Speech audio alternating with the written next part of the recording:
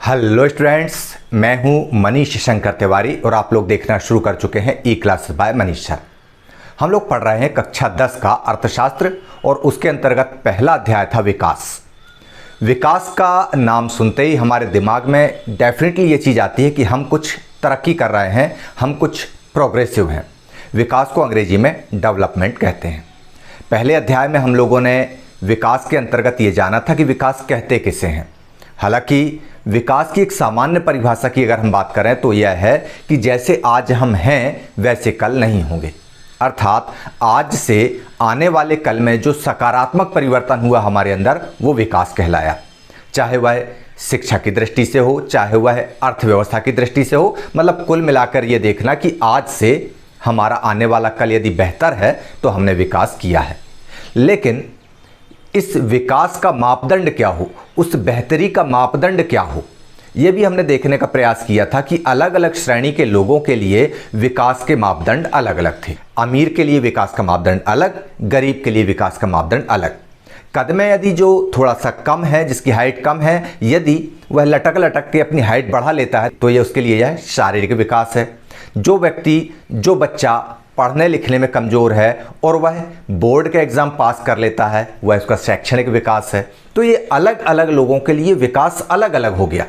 लेकिन यदि हम एक कॉमन तरीके से देखें कि इन लोगों में एक ऐसी क्या चीज़ है जो साझी है अर्थव्यवस्था की दृष्टि से, जब हमने देखा तो हमने पाया कि हर श्रेणी के लोग पैसा कमाना चाहते हैं। मतलब जिसके पास ज़्यादा पैसा उसका ज़्यादा विकास। प्राचीन काल में भी यही कहा जाता था कि जिसके पास ज़्यादा सोना चांदी वह ज़्यादा बड़ा सेठ, ज़्यादा विकास प्राप्त करने वाला। लेकिन समय के साथ अवधारणा बदलती गई, सोच बदलती गई और फिर आया कि केवल पैसा कमाना ही सब कुछ नहीं है। इसको हमने अफगानिस्तान के उदाहरण से जाना था और समझा था। वहाँ पर तालिबानी व्यवस्था है, आतंकवादियों का राज है। हम वहाँ पर करोड़ों रुपए के जॉब ऑफर को भी हम मना कर देते हैं। लेकिन भारत जैसे देश में हम 20 लाख रुपए का भी जॉब यस कर देते हैं। क्यों? क्योंकि हमको यहाँ पर शांति मिलती है, सुरक्षा मिलती है, हमारे बच्चों की शिक्षा के लिए परिवेश मिलता है, स्वास्थ्य के लिए अच्छे हॉस्पिटल्स मिलते हैं। तो ये विकास के लिए अन्य मापदंड जुड़ गए। मतलब आय तो है महत्वपूर्ण, लेकिन साथ में ऐसी चीज़ें जो आय अर्थात पैसे से नहीं खरीदी जा सकती वे भी विकास में जुड़ जाते हैं। तो अभी तक हमने देखा था व्यक्तिगत विकास के बारे में, आज हम चर्चा करेंगे राष्ट्रीय विकास की। तो चलिए हम जानते हैं और समझते हैं कि राष्ट्रीय विकास क्या है। इसके साथ साथ इसी अध्याय में हम जानेंगे और समझेंगे विभिन्न राष्ट्रों और देश के अंदर विभिन्न राज्यों के बीच में तुलना विकास को लेकर के कैसे की जाती है। तो चलिए हम आरंभ करते हैं। आइए, कक्षा 10 जिसके अंतर्गत अर्थशास्त्र में हम पढ़ रहे हैं अध्याय विकास। विकास को पढ़ने के लिए हमने उसको 3 पार्ट्स में डिवाइड किया हुआ है ताकि हमको पढ़ने में समझने में आसान हो जाए। पहला पार्ट जो था वो है विकास क्या वादा करता है, आय एवं अन्य लक्ष्य। भाग 1 के अंतर्गत हमने पढ़ा था और इसकी डिटेल में आपको भी बता चुका हूँ और इस तरह से हमारा अध्याय कंप्लीट हो गया था। आज हम दूसरे अध्याय के रूप में भाग 2 के रूप में लेकर आए हैं राष्ट्रीय विकास। विभिन्न देशों या राज्यों की तुलना कैसे की जाए इसके बारे में आज हम चर्चा करेंगे। लेकिन आपको बता दूं कि पिछले अध्याय में विभिन्न श्रेणी के लोगों के विकास के लक्ष्य अलग अलग हैं और इसके साथ साथ एक का विकास दूसरे के लिए विनाशकारी भी साबित होता है, यह भी हमने देखा था। और उसके साथ साथ मैंने आपको कुछ प्रश्नों के साथ छोड़ गया था कि आओ इन पर विचार करें। तो सबसे पहले उन प्रश्नों पर हम विचार करते हैं। चलिए, अलग अलग लोगों के विकास की धारणाएं अलग अलग क्यों हैं? नीचे दिए गए जो व्याख्याएं हैं उनमें कौन सी व्याख्या महत्वपूर्ण है और क्यों है? तो विकास की धारणाएं अलग अलग क्यों है, इसके 2 ऑप्शन दिए हुए हैं। पहला, क्योंकि लोग भिन्न होते हैं। खा, क्योंकि लोगों के जीवन की परिस्थितियां भिन्न होती हैं। तो इसमें विकास की अवधारणाएं अलग अलग होने का कारण है खा बिंदु कि लोगों के जीवन की परिस्थितियां भिन्न होती हैं। और क्यों होती हैं? क्योंकि व्यक्तियों की जीवन की परिस्थितियां भिन्न ऐसे होती हैं। एक शहरी परिवार की, अमीर परिवार की लड़की के विकास का लक्ष्य निश्चित रूप से बुंदेलखंड के किसान के लक्ष्य से अलग होंगे। ऐसा इसलिए है क्योंकि उसकी स्थितियां, उनकी जीवन शैली और परवरिश दोनों एक दूसरे से बहुत अलग हैं।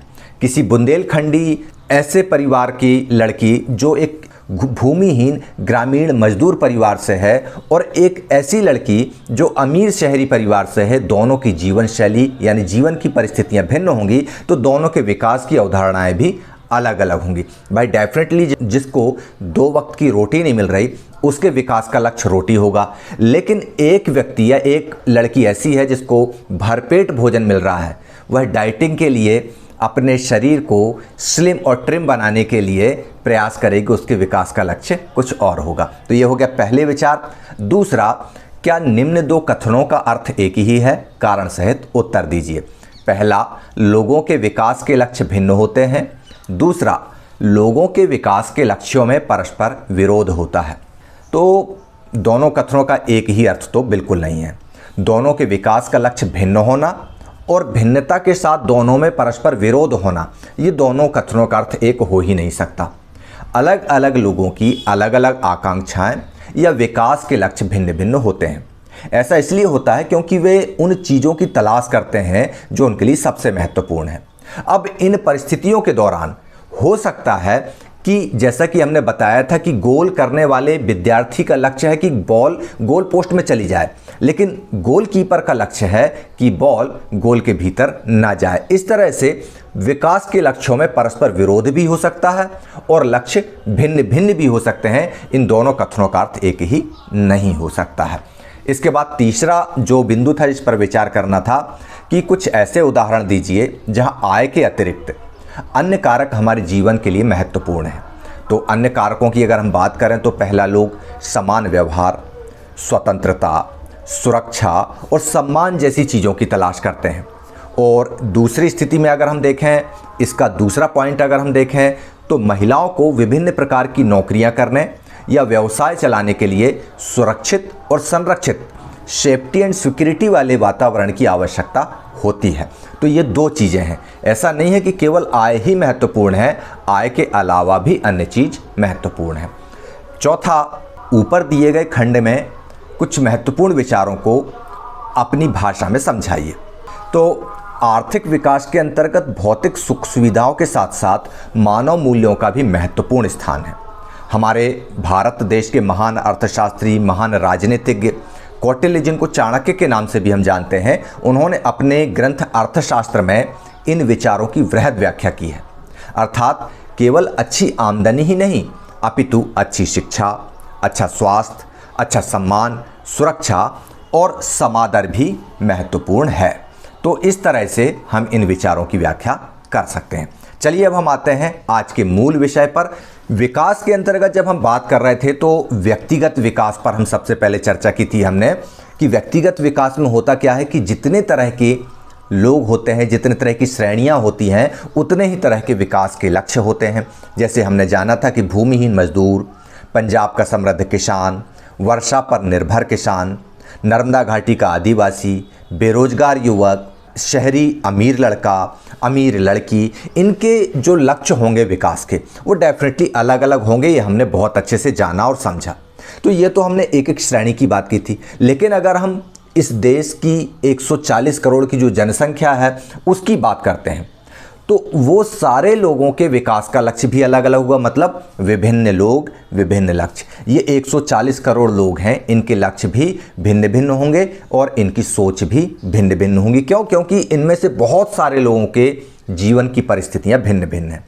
तो ये बात व्यक्तिगत विकास की थी। और जैसा कि आप लोग बहुत अच्छे से जानते हैं, एक एक व्यक्ति राष्ट्र की इकाई होता है, अर्थात एक एक व्यक्ति से मिलकर बनता है राष्ट्र, भारत देश।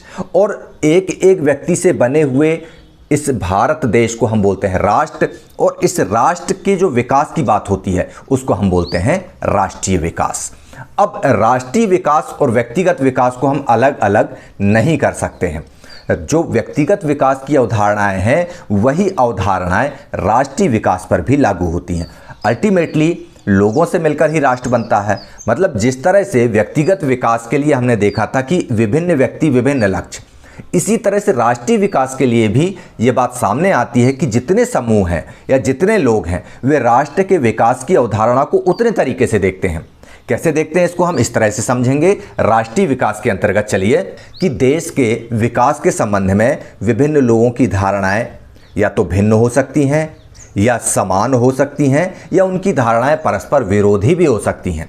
जैसे कि हम देखते हैं इसमें कोई व्यक्ति चाहता है कि हमारा देश जो है अच्छा आर्मी पावर बने, सेना में नंबर 1 हो जाए। कोई व्यक्ति चाहता है नहीं, हमारे देश का विकास तब होगा जब वह शिक्षा के क्षेत्र में कीर्तिमान स्थापित करेगा। कुछ लोग चाहते हैं कि हमारा देश धार्मिक शक्ति बने, धार्मिक रूप से ऐसी आध्यात्मिक ऊर्जा का विकास करे कि वह विश्व गुरु बन जाए। कुछ लोग चाहते हैं कि नहीं, राजनीतिक इच्छा शक्ति भारत की इतनी तेज हो कि सारी दुनिया उसको सलाम करे। कुछ लोग ये कहते हैं कि हमारा देश ऐसा हो जिसमें बच्चों के लिए बेस्ट से बेस्ट चीज़ें हों। कुछ लोग चाहते हैं कि सारे देश में भाईचारा हो। तो इस तरह से अलग अलग लोगों की राष्ट्र के विकास के लिए धारणाएं अलग अलग होती हैं और कुछ लोगों की परस्पर विरोधी भी होती हैं कि वो ये कहते हैं कि राष्ट्र की मेरी विकास की जो सोच है वह ज़्यादा बेहतर है, तो दूसरा बंदा बोलता है नहीं, मेरे विकास की सोच ज़्यादा अच्छी है। लेकिन हमको इस बात पर भी ध्यान देना होगा कि राष्ट्र के संदर्भ में जो लोकतांत्रिक शासन व्यवस्था है, क्या उसमें सभी विचारों को बराबर महत्व दिया जा सकता है। अब यहाँ पर आप लोग देखिए कि एक ब्रदरहुड की बात कर रहा है, एक न्यूक्लियर पावर की बात कर रहा है। एक बोल रहा है कि हमारा देश धर्मनिरपेक्ष होना चाहिए, तो एक व्यक्ति सोचता है कि नहीं, हमारा देश इस्लामिक कंट्री हो जाना चाहिए। एक सोचता है नहीं, हमारा देश हिंदुत्व हो जाना चाहिए। एक सोचता है कि हमारा देश क्रिश्चियनिटी वाला देश हो जाना चाहिए। तो इस तरह से लोगों के बीच में कॉन्फ्लिक्शंस भी होता है, बीच में एक तरह से परस्पर विरोधी विचार भी आता है। जैसे कि हमने यहाँ पर देखा, व्यक्तिगत सोच में भी हमने देखा था कि एक उद्योगपति चाहता है कि बिजली जो है वह पाने के लिए ज़्यादा से ज़्यादा बांध बने, लेकिन ज़्यादा बांध बनते हैं तो उसके जल भराव क्षेत्र में रहने वाले आदिवासियों के जीवन संकट में आ जाता है। तो व्यक्तिगत स्तर पर भी लोगों के विकास की अवधारणा में एक दूसरे के साथ में परस्पर विरोध उत्पन्न होता है। तो इसी तरह से जब राष्ट्र की बात करते हैं तब भी परस्पर विरोधी विचार आते हैं। तो आखिर सवाल ये आता है कि इन सब चीज़ों का निर्णय कैसे लिया जाए।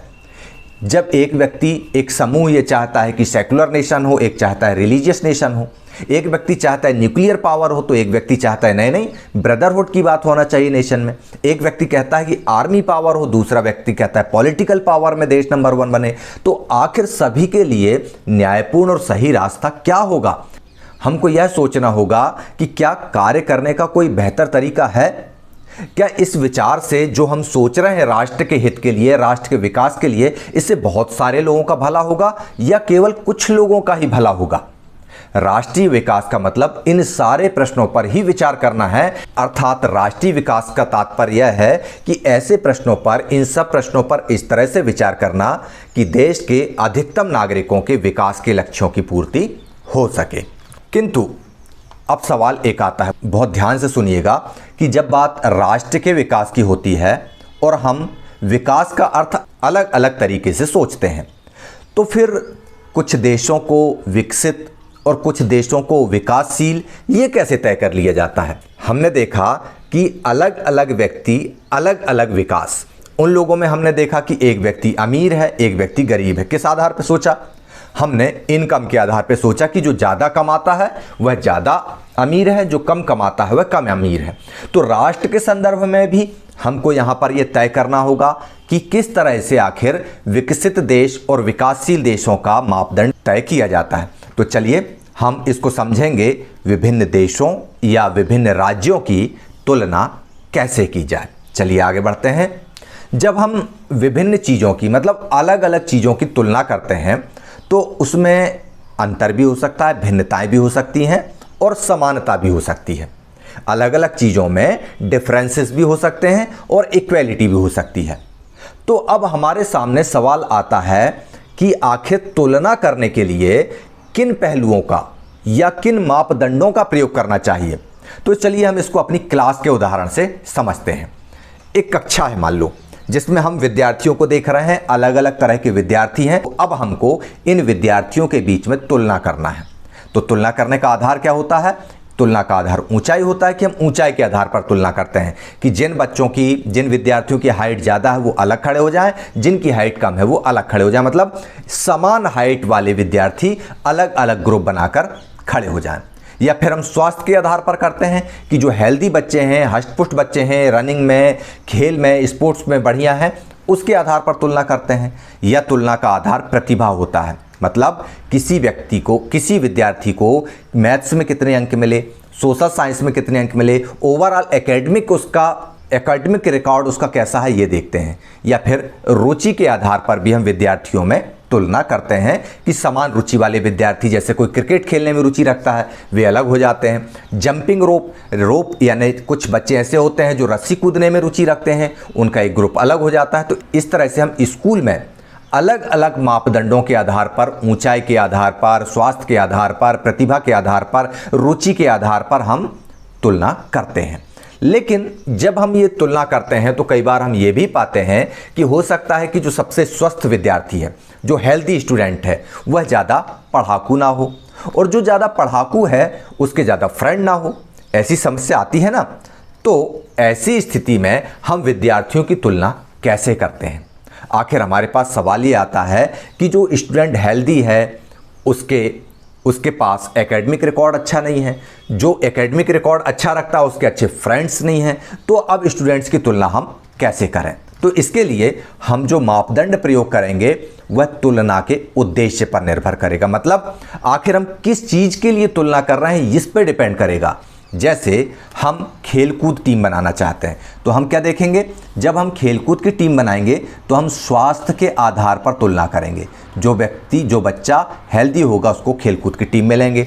वाद विवाद टीम बनाएंगे तो हम उसमें प्रतिभा के आधार पर, कौन सी प्रतिभा? एकेडमिक प्रतिभा के आधार पर, जो बोलने में अच्छा होगा उसके आधार पर वाद विवाद टीम में हम उसका सिलेक्शन करेंगे। फिर इसके बाद संगीत टीम, पिकनिक टीम, इस तरह से अलग अलग टीमें जो हम बनाएंगे, इन सब के चयन के लिए जो मापदंड होगा वह अलग अलग होगा। लेकिन अब सवाल ये आता है कि अगर हमको किसी उद्देश्य के लिए कक्षा के विद्यार्थियों के सर्वांगीण विकास की बात करना हो तो उसके बारे में हम किस स्टैंडर्ड का चुनाव करेंगे? हम उसका चुनाव कैसे करेंगे कि एक स्टूडेंट ऑलराउंडर है, यदि हमको ऑलराउंडर का सिलेक्शन करना है तो वह कैसे करेंगे? यह हमारे सामने सवाल आता है। तो इसके लिए सामान्यतया हम व्यक्तियों की एक या दो महत्वपूर्ण विशेषताएं लेकर उनके आधार पर तुलना करते हैं।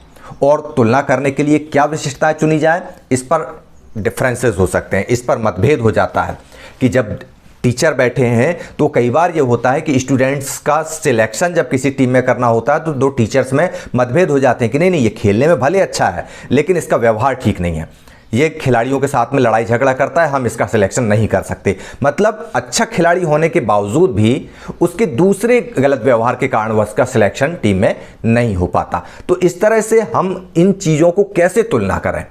उनके मित्रता के व्यवहार के आधार पर, उनके सहयोग के आधार पर, कोऑपरेशन के आधार पर, या उनके क्रिएटिविटी के आधार पर, या उनके प्राप्तांकों के आधार पर, कैसे हम उनके ओवरऑल रिकॉर्ड की बात करें? तो यही बात विकास पर लागू होती है, देश के विकास पर लागू होती है कि भिन्न भिन्न श्रेणियों के लोगों के विकास का लक्ष्य भिन्न भिन्न है, अलग अलग है। लेकिन अगर हम राष्ट्र के सर्वांगीण विकास की बात करें तो हम उसको कैसे तय करेंगे, उसका मापदंड क्या होना चाहिए, ये हम देखते हैं। तो जब दो देशों की तुलना करना होता है तो आज की परिस्थिति में जैसे व्यक्तियों की तुलना करते समय हमने देखा था कि अधिक आय हर व्यक्ति की महत्वपूर्ण लक्ष्य है, तो इसी तरह से देशों की तुलना करते समय भी हम आय को देखते हैं, किस देश की आय कम है या किस देश की आय ज़्यादा है। अब हम ये देखते हैं कि अधिक आय वाले देश को विकसित माना जाता है और कम आय वाले देश को कम विकसित माना जाता है। अच्छा, आय से क्या तात्पर्य है? आय का अर्थ क्या है?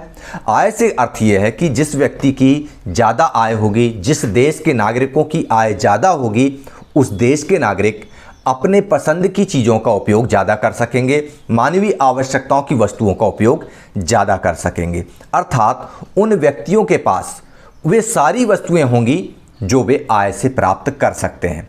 इसलिए आय अपने आप में एक महत्वपूर्ण लक्ष्य समझा जाता है। अच्छा, इससे बाकी चीज़ें जुड़ी होती हैं। रोटी चाहिए तो रोटी चाहिए के लिए, रोटी उत्पादन के लिए जिन जिन चीज़ों की, कच्चे माल की ज़रूरत है वो सारे उद्योग डेवलप करना पड़ेंगे। अच्छा, मकान चाहिए तो मकान के तैयार होने में ईंट भी चाहिए, सीमेंट भी चाहिए, खपरे भी चाहिए, तो ये सारे उद्योग तैयार होंगे।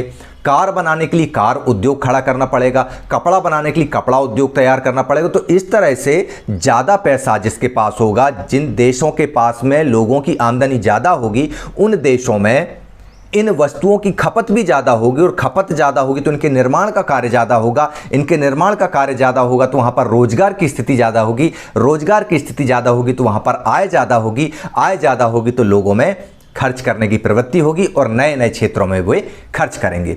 जैसे कोई देश यदि अमीर नहीं है, उसकी आमदनी कम है, तो वो क्या करेगा, उसका ध्यान केवल पेट भरने तक सीमित रहेगा। लेकिन एक देश ऐसा है जिसके घर में भोजन की पर्याप्त व्यवस्था है, इतना पैसा है कि वे खाने पीने की उसको कोई टेंशन नहीं है, तो उनके जीवन में विलासिता के सामान आने लगेंगे। कपड़ों में डालने के लिए इत्र चाहिए।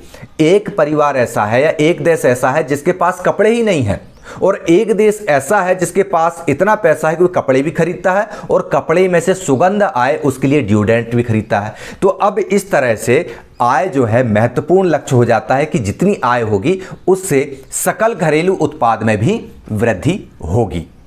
ये चीज आपकी समझ में आ गई। अब हम आगे बढ़ते हैं कि आखिर एक देश की आय होती क्या है और इस आय को निकालेंगे कैसे। चलिए हम इसको देखते हैं। किसी देश की जो आय होती है एक उसके नागरिकों की इनकम कहलाती है। एक एक व्यक्ति, किसी देश का जो निवासी है, उस देश का निवासी एक एक नागरिक कितना कमाता है साल भर में, उसको हम कुल आय बोलते हैं।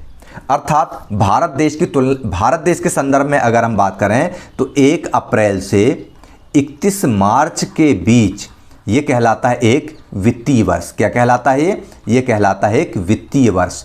अब इस वित्तीय वर्ष में पूरे देश के नागरिकों को द्वारा समग्र रूप से कितनी आय अर्जित की गई, इस आय को हम बोलते हैं देश की कुल आय या राष्ट्रीय आय। लेकिन जब हम इस राष्ट्रीय आय की तुलना विभिन्न देशों से करते हैं तो कुल आय उस मापदंड को हम सही नहीं पाते। क्यों नहीं पाते? क्योंकि अलग अलग देशों की जो जनसंख्या है वह अलग अलग होती है। अब इस आधार पे अगर हम देखें तो भारत की जनसंख्या विश्व में दूसरे नंबर पर है 140 करोड़। चीन हमसे भी ज़्यादा 150 करोड़ से ऊपर जाता है। इसके बाद अमेरिका आता है, यूएस, और यहाँ पर आ गया इंडिया। लेकिन भारत की जनसंख्या ज़्यादा है तो डेफिनेटली यहाँ की इनकम ज़्यादा होगी। फिर भी भारत को विकासशील देश कहते हैं, विकसित देश नहीं कहते। क्यों? क्योंकि इससे कुल आय से हम तुलना करते हैं तो वस्तु स्थिति निकल कर नहीं आ पाती। अलग अलग देशों की जनसंख्या अलग अलग होगी तो इससे हम ये तय नहीं कर सकते कि कुल आय के आधार पर कोई देश विकसित या विकासशील होगा। अब फिर कैसे ज्ञात करें इसके लिए? तो कुल आय की जगह पर हम निकालते हैं औसत आय कि आखिर किसी देश का औसत व्यक्ति क्या कमा रहा है, किसी देश का एक व्यक्ति क्या कमा रहा है। क्या एक देश के लोग दूसरे देश के लोगों से बेहतर हैं? इसलिए हम औसत आय की तुलना करते हैं। बेहतरी के लिए हम पूरे देश की तुलना नहीं करते कि भारत देश किसी दूसरे देश से कैसे बेहतर है। विकास की जब बात होती है तब ये देखा जाता है कि एक देश के लोग दूसरे देश के लोगों से कैसे बेहतर हैं, और कुल आय इस तुलना को नहीं कर पाता। तो इसलिए हम औसत आय से इसकी तुलना करते हैं। तब औसत आय निकालते हैं तो क्या होता है, किसी देश के एक व्यक्ति की आय निकल आती है। अर्थात देश की कुल आय को कुल जनसंख्या से हम भाग देते हैं तो औसत आय निकल आती है, और इसी औसत आय को हम बोलते हैं प्रति व्यक्ति आय। प्रति व्यक्ति आय का सूत्र क्या है? प्रति व्यक्ति आय बराबर कुल राष्ट्रीय आय डिवाइडेड बाय कुल देश की जनसंख्या। अर्थात प्रति व्यक्ति आय यानी यदि हम पूरे देश की आय निकालते हैं तो वो कहलाती कुल राष्ट्रीय आय, लेकिन इससे किसी दो देश के बीच की तुलना करना संभव नहीं हो पाता है। इससे ये नहीं पता चलता कि एक देश के नागरिक दूसरे देश के नागरिक से कैसे बेहतर हैं। तो नागरिक बेहतर हों, यह जानकारी के लिए नागरिकों की स्थिति कैसी है, इस जानकारी के लिए हमको निकालना पड़ता है प्रति व्यक्ति आय।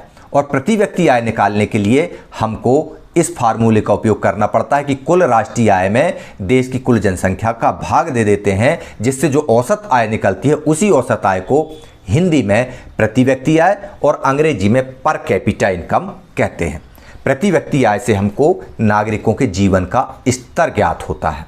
लेकिन विश्व बैंक की जो 2017 की रिपोर्ट है, हम उस पर नज़र डालते हैं कि वहाँ पर क्या दिखाया गया है।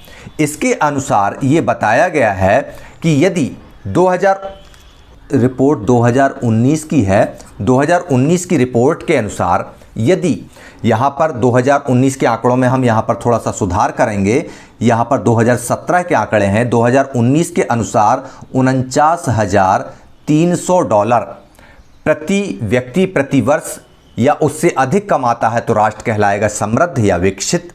और यदि प्रति व्यक्ति US डॉलर में हम इस आंकड़े को देखते हैं तो $2,500 प्रति व्यक्ति या उससे कम है तो वह देश निम्न आय वाला देश कहलाता है। जबकि 6700 यानी यहाँ पर हम देखते हैं कि 49,300 से 2500 2,500 के बीच यदि इनकम है तो वह देश मध्य या विकासशील देश कहलाता है।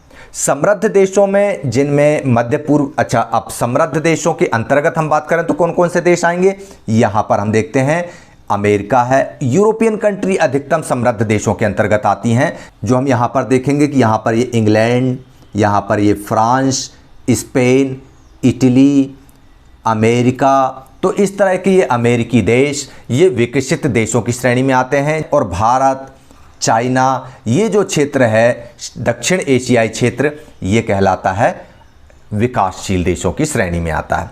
तो इस तरह से ये जो अफ्रीकी देश हैं, ये अफ्रीकी देश हो गए गरीब देश, ये एशियाई देश हैं, ये कहला गए अमीर देश, मध्यम देश, मध्यवर्गीय देश, और ये जो यूरोपीय देश है ये कहला गए विकसित देश। अमेरिकी देश भी विकसित देशों की श्रेणी में आ जाते हैं। क्या अब सवाल ये आता है कि क्या केवल औसत आय से विकास के बारे में पता चल जाता है क्या? क्योंकि औसत आय की भी अपनी एक सीमाएं हैं। चलिए उसको देखते हैं कि औसत आय तुलना के लिए उपयोगी है, ठीक है, लेकिन इसमें भी बहुत सारी खामियां हैं, इससे बहुत सारी असमानताएं छुप जाती हैं। ये कैसे है, इसकी उदाहरण हम देखते हैं कि उदाहरण आप देखिए कि दो देशों की हम तुलना करते हैं। दो देशों के नाम है, एक देश का नाम है क्या, एक देश का नाम है का और एक देश का नाम है खा। अब दोनों देशों के हम मान लो 5-5 निवासियों की तुलना करते हैं। ये 5 निवासी 2012 की स्थिति में 1 2 3 4 5, इन पांचों नागरिकों की आय की अगर हम बात करते हैं तो इनकी औसत आय 10,000, देश का के नागरिकों की औसत आय भी 10,000 है और देश खा के नागरिकों की औसत आय भी 10,000 है। अब जब दोनों देशों की आय 10,000 है तो क्या आप इन दोनों देशों में रहकर समान रूप से सुखी समृद्ध हो सकेंगे? क्या दोनों देश बराबर और विकसित हैं? चलिए हम इसको देखते हैं। तो यहाँ पर हम देख रहे हैं कि देश खा, यहाँ पर हम देखेंगे कि आपसे अगर हम ये बोलें कि आप इन दो देशों, देश खा और देश का, इन दो देशों में से किस देश में रहना पसंद करेंगे? यदि हम ये बोलें कि आप देश खा में रहना चाहते हैं तो 5वें नागरिक होंगे। 5वें नागरिक की इनकम कितनी है? 48,000, और बाकी लोग कितना कमा रहे हैं? 500 रुपये। और आपको ये इंश्योर कर दिया जाए कि आप देश खा के 5वें नागरिक होंगे तो आप सारे लोग बोलेंगे हम देश खा में रहेंगे। लेकिन अगर आपसे ये कहा जाए कि आपकी नागरिकता लॉटरी सिस्टम के द्वारा निकाली जाएगी, देश का या खा में आप किसे चुनेंगे? तब आप लॉटरी सिस्टम के माध्यम से हम देखते हैं तो देश का में 9,500, 10,500, 98, 10,000, 10,200, यानी इनकम यहाँ के नागरिकों की एक दूसरे से थोड़ी बहुत कम ज़्यादा है, लगभग बराबर है। तो इस स्थिति में आप देश का की तरफ आकर्षित होंगे और कहेंगे हम देश खा में नहीं, देश का में रहेंगे। क्यों? आखिर ऐसा इसलिए है क्योंकि दोनों देशों की औसत आय तो एक समान है। दोनों देशों की औसत आय, इसकी भी 10,000 है, इसकी भी 10,000 है, लेकिन देश का के लोग देखते हैं हम कि ना तो बहुत अमीर हैं और ना ही बहुत गरीब हैं। ये सारे लोग जीवन स्तर में एक दूसरे के साथ में एक जैसे हैं। लेकिन हम जब देश खा की तरफ आते हैं तो यहाँ देखते हैं कि यहाँ के ज़्यादातर नागरिक गरीब हैं और यहाँ का एक ही व्यक्ति जो है वह अमीर है। देश का के सारे लोग सुखी हैं, प्रसन्न हैं, लेकिन देश खा का केवल एक बंदा प्रसन्न है और बाकी के अप्रसन्न हैं। अर्थात हम ये कह सकते हैं कि औसत आय तुलना के लिए उपयोगी तो है, लेकिन इससे यह नहीं पता चलता कि जो इनकम है वह लोगों में किस तरह से डिस्ट्रीब्यूट है। मेरे परिवार में 5 लोग हैं और पांचों लोगों की इनकम 10,000 है। इनमें से मैं मान लेता हूं कि एक व्यक्ति बिल्कुल भी नहीं कमाता है और बाकी लोग थोड़ा थोड़ा कमाते हैं, और उनका जब हम एवरेज निकालते हैं तो 10,000 आ जाता है। लेकिन एक नाकारा निकम्मा व्यक्ति भी एवरेज में 10,000 रुपये महीने कमाता हुआ दिखता है, लेकिन वस्तु स्थिति में वह व्यक्ति 10,000 नहीं कमाता। यहाँ पर तुलनात्मक दृष्टि से देखते हैं कि देश का की औसत आय 10,000 है, तो यहाँ पर हम देख रहे हैं कि हर नागरिक 10,000 के आसपास ही दिखाई दे रहा है। लेकिन देश खा जिसकी इनकम, औसत इनकम, पर कैपिटा इनकम 10,000 है, वहाँ पर हर नागरिक की इनकम 10,000 नहीं है। केवल एक व्यक्ति 48,000 कमा रहा है और बाकी 500-500 कमा रहे हैं, लेकिन औसत इनकम की दृष्टि से हर आदमी 10,000 कमाते हुए दिखाई दे रहा है। तो इस तरह से औसत आय लोगों के बीच में तुलना करने के लिए हम उचित नहीं मान सकते। जब हमने देखा कि व्यक्तिगत आकांक्षाओं और लक्ष्यों को समझा कि वे लोग इनकम के मामले में जिसकी इनकम ज़्यादा थी वह ज़्यादा गाड़ी, ज़्यादा बंगला, कार, कपड़े, टीवी ये सब खरीद सकता है, लेकिन वह सम्मान, स्वास्थ्य, स्वतंत्रता, समादर, सुरक्षा ये नहीं खरीद सकता। ऐसे ही राष्ट्रों की जब हम बात करते हैं कि राष्ट्रों में औसत आय की दृष्टि से किसी देश या क्षेत्र के बारे में सोचते हैं कि उसके नागरिक जो है जीवन के लिए आवश्यक वस्तुओं का उपयोग तो कर सकते हैं, लेकिन केवल इनकम या औसत आय ही महत्वपूर्ण हो किसी देश के लिए जरूरी नहीं है। उसके साथ साथ उस देश के नागरिकों का सम्मान, शिक्षा, स्वास्थ्य, इन लक्षणों पर भी विचार किया जाना महती आवश्यक हो जाता है। आओ इसको समझने के लिए हम इस पर विचार करते हैं। राष्ट्रीय विकास और विभिन्न देशों या विभिन्न राज्यों के बीच तुलना करने के लिए हमको इन प्रश्नों पर विचार करना होगा, समझना होगा। पहला प्रश्न, 3 उदाहरण दीजिए जहां स्थितियों की तुलना के लिए एवरेज का प्रयोग किया जाता है, औसत का प्रयोग करते हैं। दूसरा, क्या आप सोचते हैं कि औसत आय विकास को समझने का एक महत्वपूर्ण मापदंड है, और है तो क्यों, और नहीं है तो क्यों, बताना है आपको। तीसरा, प्रति व्यक्ति आय के अतिरिक्त अन्य कौन से लक्षण हैं जो 2 देशों के बीच तुलना के लिए महत्व रखते हैं। चौथा, मान लीजिए रिकॉर्ड ये दिखाते हैं कि किसी देश की आय समय के साथ बढ़ती जा रही है, तो क्या इससे हम यह निष्कर्ष पर पहुंच सकते हैं कि उसकी अर्थव्यवस्था के सभी भाग बेहतर हो गए हैं। एग्जाम्पल सहित आपको इसका आंसर देना है। विश्व विकास रिपोर्ट 2012 के अनुसार निम्न आय वाले देशों की प्रति व्यक्ति आय क्या होगी ये बताना है, और एक अनुच्छेद लिखिए कि भारत को विकसित देश बनने के लिए क्या करना या क्या प्राप्त करना चाहिए। तो इस प्रकार हम लोगों ने इस पूरे अध्याय में विकास का जो 2nd चैप्टर हम लोग पढ़ रहे हैं उसमें हमने देखा कि किस तरह से एक राष्ट्र के विकास की अवधारणा अलग अलग लोगों के द्वारा अलग अलग तरीके से सोची जाती है। और जब लोग अलग अलग तरीके से ये सोचते हैं कि मेरा राष्ट्र ऐसा होगा, मेरा राष्ट्र वैसा होगा, तो जो राष्ट्र के विकास के माइलस्टोन तय करने वाले लोग होते हैं, जो नीति निर्धारक लोग होते हैं, उनके पास ये सवाल खड़ा होना लाजिमी है कि आखिर कौन से लाइन पर चलकर हम देशों की तुलना करें, कैसे हम तय करें कि राष्ट्रीय विकास का आधार क्या हो। हमने देखा था कि विभिन्न व्यक्ति विभिन्न लक्ष्य के दौरान इनकम एक महत्वपूर्ण चीज़ थी, और इन्हीं लोगों से मिलकर राष्ट्र बनता है। मतलब राष्ट्र के लिए भी इनकम महत्वपूर्ण चीज़ है, मतलब राष्ट्र की आय निकालना एक महत्वपूर्ण चीज़ है। लेकिन सवाल ये आता है कि राष्ट्र की आय निकालेंगे कैसे। तो हमने देखा कि एक एक व्यक्ति की 1 अप्रैल से लेकर 31 मार्च के बीच में की गई आमदनी को मौद्रिक मूल्य में कन्वर्ट करते हैं। उनके द्वारा किए गए उत्पादन को, उनके द्वारा अंतिम सेवा को हम मौद्रिक मूल्य में कन्वर्ट करते हैं और उसको हम जोड़ लेते हैं, और इस तरह से निकल आती है राष्ट्रीय आय। लेकिन राष्ट्रीय आय भी किसी देश के विकास का सही मापदंड नहीं हो सकता। क्यों? जिस देश की जनसंख्या ज़्यादा है उस देश की राष्ट्रीय आय ज़्यादा हो जाएगी, जिस देश की जनसंख्या कम है उस देश की राष्ट्रीय आय कम हो जाएगी। भारत की जनसंख्या बहुत ज़्यादा है, लेकिन बेल्जियम की या ब्रिटेन की जनसंख्या कम है, लेकिन फिर भी हम देखते हैं कि ब्रिटेन विकसित है और भारत विकासशील है। तो इसके लिए हम निकालते हैं प्रति व्यक्ति आय, और प्रति व्यक्ति आय निकालने के लिए देश की कुल आय में देश की जनसंख्या का भाग दे देते हैं तो एवरेज आय निकल आती है। लेकिन औसत आय भी किसी देश के नागरिकों की वास्तविक स्थिति का चित्रण नहीं करती है। क्यों?